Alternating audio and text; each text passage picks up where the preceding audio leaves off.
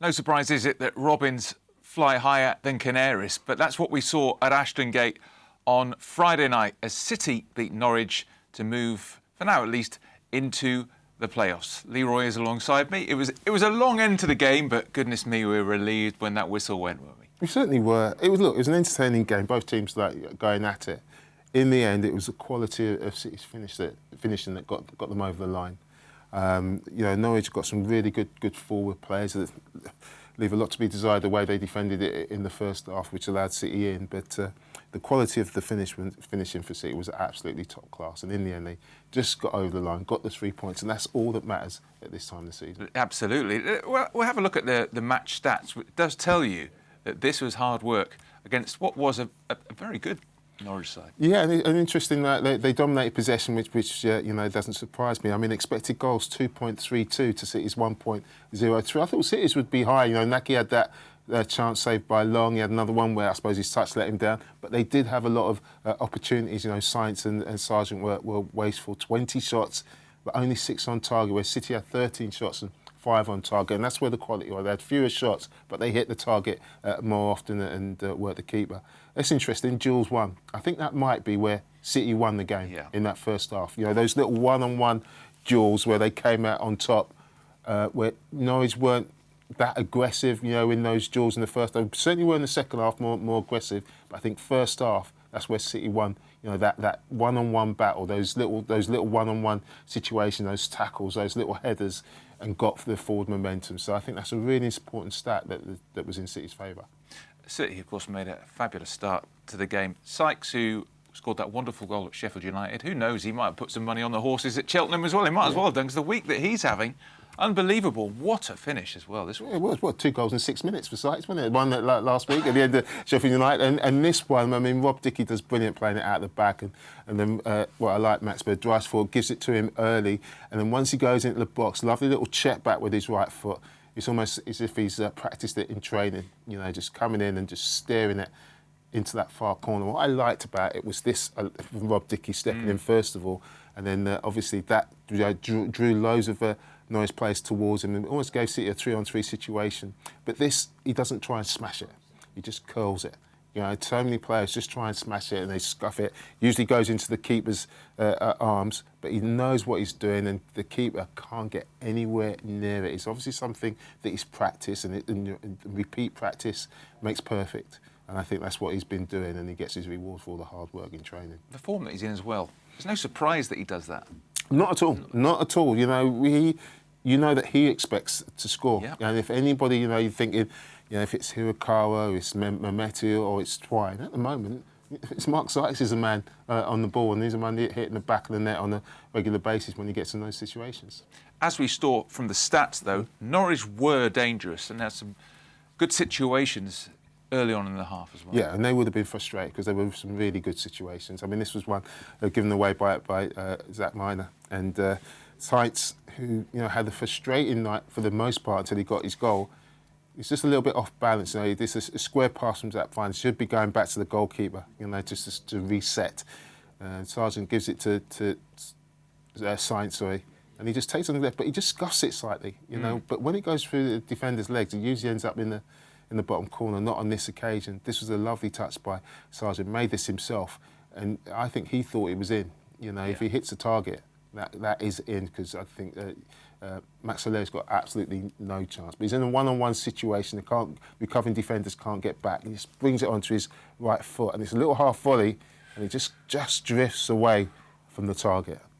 Yeah, he did pretty much everything right. He certainly did. And this was another one. Again, look at the yellow shirts around the box, and Sainz gets himself in a really good position, and he can't believe he's missed that as well. I mean, he always sets it up himself. He's involved in the first part forward, and he makes another forward run. It's a lovely little flick round the corner, and what I like about him, he gets himself between the posts again. It's an early cross. He knows where the goal is, and it's just his technique lets him down. And it's a simple technique. And a little bit of a let-off for City at that time. And at that moment, you thought, well, they're going to go and get the next goal. Thankfully, we got the next goal, and whereas Norwich weren't clinical with their chances, Naki for his goal certainly was. And it turned out to be, in fact, the winning goal. It was a terrific finish, wasn't it? Yeah, I said before the game that we wanted Naki to play because when he got a moment, it was a high press from City. I mean, they looked so shaky playing out the back. Although he eventually went off, wasn't great at the back. There's still lots to do from this position. What I like about it, as soon as you win the ball in a transition like the pitch, if you can find a pass forward, especially into Naki in the box, he's absolutely clinical, and it's a lovely turn and finish. He's hard work comes from Max Bird and Jason Knight, and they don't get any credit. They won't get an assist, but it's them who do all the hard work. Max wins the ball there. Jason gets out of like 4 Norwich shirts around and gets it into Joe Williams, and he plays the forwards pass, and he'll get the assist. But it's Naki with the clinical finish. It's a lovely turn, and you know what? Cordoba and Duffy, because of their lack of pace, they don't want to get too close to people that are in the box, because they think they get too close that people will skip round them. And that allowed Naki just to get turned and just hit it early, just concentrate, knows where the goal is, and City were 2-0 up. It was a great finish. You could argue Naki could have had more. In fact, it might have been a Rosenior hat-trick if you had these chances. Well, Naki, if you're watching, turn away now. OK, Naki, don't watch this bit. That was great, that one, but the rest, we're not going to turn away now. Because this one, Naki, he knows where the ball is, but his touch just lets him down. Yeah. And he's thinking about what he's going to do next, and he's so frustrated. He knows that he should have done better. He does really well to stay onside, bends his run, and then he gets his touch right. He either goes and scores it himself, or he puts it across the box. I think it's Aidan Roberts who's coming across, and he's just looking across, and that takes his concentration away, and he doesn't concentrate on a good touch. This one's even worse. I mean, he does everything right.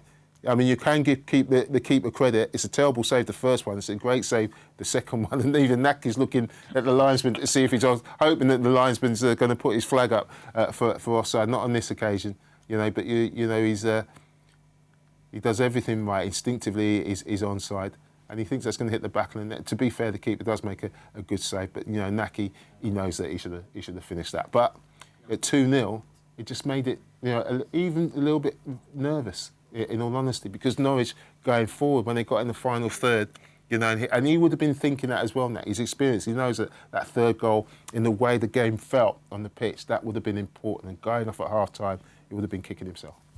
What do you think Liam Manning's message at half time would have been? Because he would know that Norwich were dangerous. 2-0 was not game over. Norwich had a lot of opportunities. So actually, would he have been that happy with the performance? No, I don't think the players would as well. I think they would have sensed it and felt it like everybody else in the ground, that Norwich were still in the game with the quality of chances that they were creating. So they would have wanted to settle down. A few might have been a little bit buoyant because they were 2-0 up. I'm sure maybe not. But if there were, you would have just quieted them down and said, look, we have got to make sure that we're tighter, especially in transition. We're that a lot in transition. When we turn the ball over, can we make sure we just nullify their attacks? In terms of when they get possession of the ball, can we make them go back?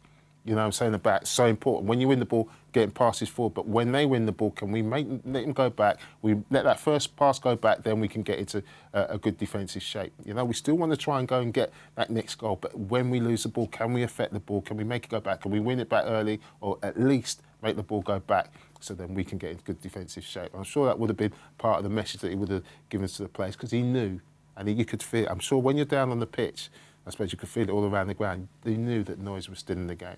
Their technical staff were getting really frustrated. And you see them jumping up when they missed opportunity after opportunity. And they knew more opportunities were going to come because of the quality of player that they had on the pitch.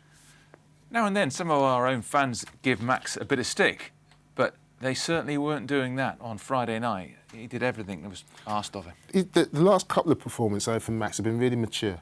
And earlier on the season, I think saying that sometimes he looked a little bit shaky, but technically, I say he's been spot on. And all the saves he makes, people say, "Oh, they're saves that he should make," but he's made them, and he's made them look easy, and that's really important. You see, like he steps out, gets his position right, gets his body right behind it, 2 hands on it, and the saves that he's made, he hasn't made them look difficult. And that gives confidence to your teammates. He did it against Sheffield United, really a couple of good technical saves again. I like the way he just steps out, narrows down the angle there. His feet were excellent. And I think mature is the word, because earlier in the season I thought there was a lack of nous about, he looked a little bit uncalm. We go back to QPR when we're 1-0 up and he comes running out of his goal and he's just a lack of concentration. No, not now. He's concentrating well. You said, was that a save for the cameras? Maybe it was, but it worked because he pushed it so far wide of the target. Again, it allows defenders to reset. And this was the kind of how the game went. This was late on. Ball into the box, and it's just it comes through bodies as well, but he makes sure he gets 2 hands on it and holds it, and he stays down. He stays down, and what I liked about it, his time wasted was absolutely brilliant, and just rolling out, taking his time, and at the end, he takes a booking, and absolutely fine. He's not. I don't know if he's going to be suspended between now and the season. But what I liked here, then he started. Just adjusted his shin pads a bit more, took his time putting the ball down.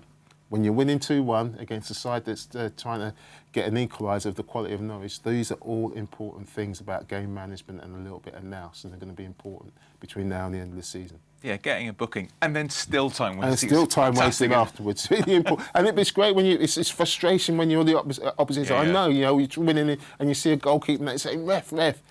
It's exactly what's required in those situations. And between now and the end of the season, if City are winning again, I expect him to do it again and take a booking if required. As long as he's not going to get in suspension, I'm sure he's nowhere near it. Take a booking and get wiped out at the end of the season. Not a problem. Not too many chances for City in the second half. They still did get a couple of half-decent ones, but they just couldn't get the crucial third goal. No, we couldn't. And, again, it was Mark Sykes, I think, had the next shot. There was a lovely little bit of play as well, that when they kept the ball, they got a little bit of control. This is after about 20 minutes where Norwich were pushing and then City pushed back and a little bit of a nice little cut back. And Sykes, he means that as well. He knows what he's doing. And this is definitely on target. He just makes other position in the box, goes through the defender's legs. And then Duffy, I think he just sticks out his back leg and he doesn't know where that's going. Could have gone anywhere.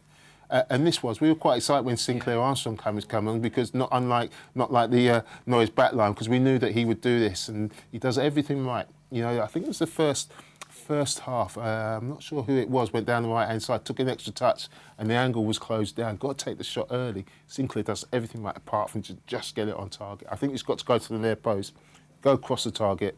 It's the keeper either says it or misses the target. You've got to go high and to the keeper's near post. Everything just a foot out.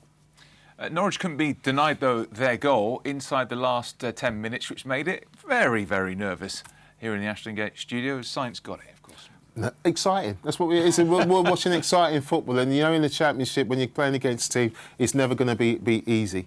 Doyle does really well. So it's a good pullback, and that's a top-class finish. And it's a top-class finish because of his first touch, lent well across your body. You always say to young kids, you've got to have this in your toolbox. Let the ball roll across your body because it gives you space. It takes defenders out of the equation. See Cam Pring, he goes to close down that line. He takes it off that line. You see the line. If you drew a line between the penalty spot and Max O'Leary, that's where Cam expects him to control the ball, but he lets it run across his body, takes him out of the equation, and then the finish is easy for him. And then, it was a little bit nervous. Yeah, those of a nervous disposition might want to look away now because we feared this was going to drop into the net. The last kick of the game for Norwich, thankfully, it went wide. Yeah, it did go wide. And he took a long time to set it up. I'm thinking Nunes, I haven't seen him take many free kicks, but I tell you what, it was a great execution. It's got Twine-like, wasn't it, in a lot of ways. And as soon as it left his foot, it really did look like it was going to nestle in that top corner because Max isn't getting up. He can't get there. Although he gets past the post, he can't get there in time if that drops just inside the post. And, still he got away with it. Yeah, and you think 3 games in 6 days, that is a lot. Difficult games. To come out with a tally of points, it could have been more, of course, for the whole game, but to come out with a tally is a pretty good effort for the squad. It's a magnificent effort, and you've got to remember, I think they must have got back at 4 or 5 o'clock in the morning from Sheffield United on Wednesday morning. The game is on. So the next day is it's almost it's just rest and recovery. And they've had a little time, so Liam made 4 changes to try and freshen it up. He made substitutions during the game to try and freshen it up, and that's where they were, and a little bit hanging on.